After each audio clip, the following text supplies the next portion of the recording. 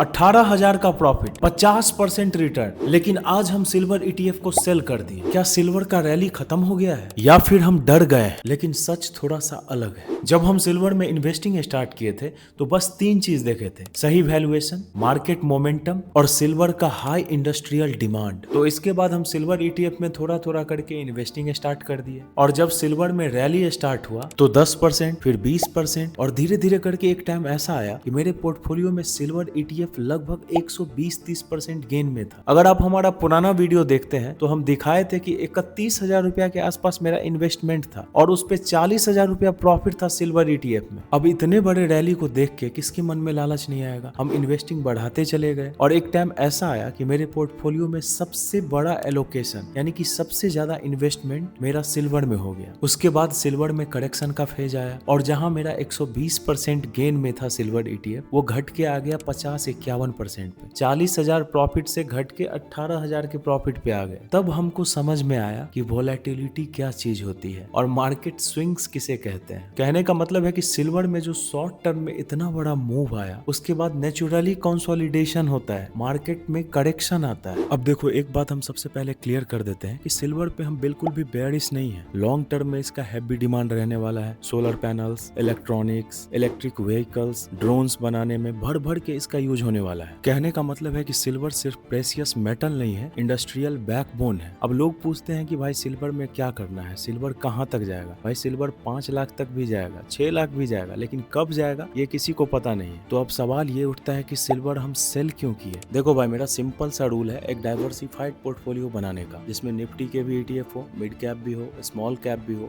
Gold silver भी हो और ग्लोबल एक्सपोजर वाला भी ईटीएफ हो। ये हम बात कर चुके हैं। तो हम जब इन्वेस्टिंग स्टार्ट किए थे मेरे पोर्टफोलियो में सब बैलेंस में था, लेकिन माइंड तो रिटेलर वाला ही है। सिल्वर का रैली देख के सिल्वर में इन्वेस्टिंग बढ़ाना स्टार्ट कर दिए और धीरे धीरे सिल्वर में सबसे ज्यादा एलोकेशन हो गया मेरे पोर्टफोलियो में। तो सिल्वर ईटीएफ को बेचने का और प्रॉफिट बुक करने का मेन रीजन ये था कि हमको अपने पोर्टफोलियो को रीबैलेंस करना था, जिसमें सिल्वर का एलोकेशन कम हो। तो अभी भी हम सिल्वर में बने हुए हैं, लेकिन कंट्रोल्ड एलोकेशन के साथ। तो आइए अब आप लोगों को दिखाते हैं सिल्वर ईटीएफ का सेल डिटेल्स। तो आप देख सकते हैं लगभग 30,000 का टोटल बाय वैल्यू था, सेल वैल्यू 48,272 का, टोटल रियलाइज्ड प्रॉफिट 18,137 है, चार्जेस लगभग 103 रुपए लगे हैं। अब ये चार्ज कहाँ लगे? तो सबसे पहले एंजल वन का ब्रोकरेज लगभग 83 रुपया, एक्सचेंज ट्रांजेक्शन चार्ज 2 रुपया 33 पैसा लगा है, जीएसटी आप देख सकते हैं 15 रुपया 34 पैसा, सेबी का फीस बहुत ही नॉमिनल है 0.08 रुपीज, स्टाम्प ड्यूटी 3 रुपया और IPFT चार्जेस 0.08, सब मिला के 103 रुपया 75 पैसा चार्ज लगा है।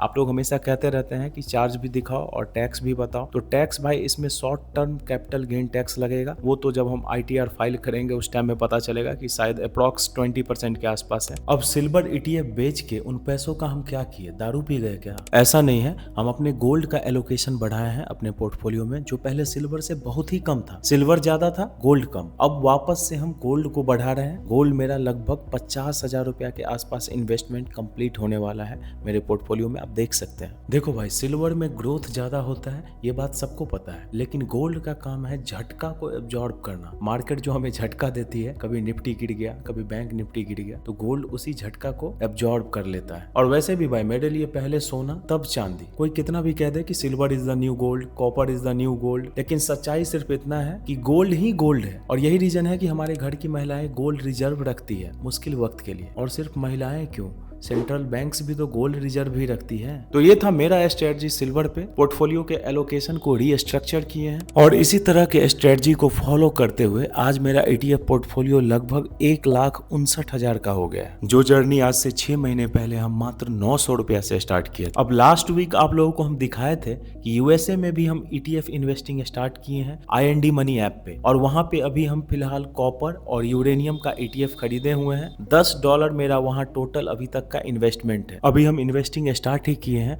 और कॉपर ETF लगभग 5% गेन में है, यूरेनियम भी लगभग 1-2% गेन में है। अब जो लोग चैनल पे पहली बार आए हैं उनको हम बता दें, मेरा नाम है बुल्ला और बातें करता हूँ खुला, और हम एक मिशन पे हैं, हर दिन अपने हेल्थ, वेल्थ और माइंडसेट को अपग्रेड करने का मिशन, और इसका अपडेट हर संडे आप लोगों के साथ हम शेयर करते हैं। अब देखो भाई, मेरा मानना है कि पहले कमाओ उसके बाद इन्वेस्ट करो। और पैसा कमाने के लिए आपके पास इनकम सोर्सेस होने चाहिए। और अगर मेरी बात करें तो मेरे 3 इनकम सोर्सेस हैं। पहला मेरा दुकान जो कंस्ट्रक्शन मटेरियल का है, यानी कि मकान बनाने से रिलेटेड सारा सामान लगभग हम लोग बेचते हैं, और जहां मेरा सेल्स हुआ है पूरे फरवरी में लगभग 4,24,000 का, जिसमें 70,000 के आसपास प्रॉफिट है। सेकेंड सोर्स ऑफ इनकम मेरा खेती है, जहां सरसों ने टारगेट को हिट कर दिया है, यानी कि पक गया है। अब इसको काट के हम लोग प्रॉफिट बुक करेंगे। और हमारे एक सब्सक्राइबर विक्की भाई ने कहा था कि आप अपना यूट्यूब इनकम भी दिखाओ, तो हमारा चैनल मोनेटाइज हुआ था जनवरी लास्ट के आसपास, और तब से अभी तक की अगर बात करें तो लगभग 5,000 रुपया हम कमा चुके हैं। तो कह सकते हैं कि third source of income YouTube भी बन चुका है। लेकिन इन सब से ऊपर भी एक रियल वेल्थ है मियाँ, और उसको अपन हेल्थ बुलाते हैं। और हेल्थ में अपन चल रहे वेट लॉस जर्नी पे। देख सकते हैं भाई लोग, पिछले वीक से 1 किलो वजन कम किया आपको, लेकिन अभी भी मेरा वजन 200 डेज मूविंग एवरेज के आसपास है, यानी कि 80 किलो के आसपास है। 80 किलो एक बहुत बड़ा सपोर्ट लेवल है, उसको जब ब्रेक करेगा तब हम सीधा 70 किलो तक अपना वजन को ले जाएंगे। और इस वीक हम डाइट कंट्रोल पे पूरा फोकस किए हैं। वर्कआउट तो कर ही रहे थे, लेकिन बिना डाइट को कंट्रोल किए हुए वेट लूज नहीं होगा, ना ही हम हेल्दी रह पाएंगे। अब चाहे हेल्थ को अपग्रेड करना हो या फिर वेल्थ को, सबसे पहले हमें अपग्रेड करना पड़ता है अपने माइंडसेट को, क्योंकि सारा फंक्शन वहीं से ऑपरेट होता है। तो अगर आप भी मेरी तरह रोज के भाग दौड़ से बहुत ही ज्यादा थक गए हो, इरिटेट रहते हो, तो मेरी सलाह है कि एक छोटे से ट्रिप पे निकल जाओ। जैसे हम गए थे लास्ट वीक। वैसे तो ये एक कंपनी मीटिंग था, सीमेंट कंपनी का, लेकिन इसी बहाने मौज मस्ती और थोड़ा सा घूमना भी हो गया, क्योंकि ट्रिप से माइंड रिसेट होता है। तो अगर वीडियो अच्छी लगी हो तो चैनल को सब्सक्राइब करते भाई लोग। अपन का नाम एमी बेवंटा है, मालूम है ना,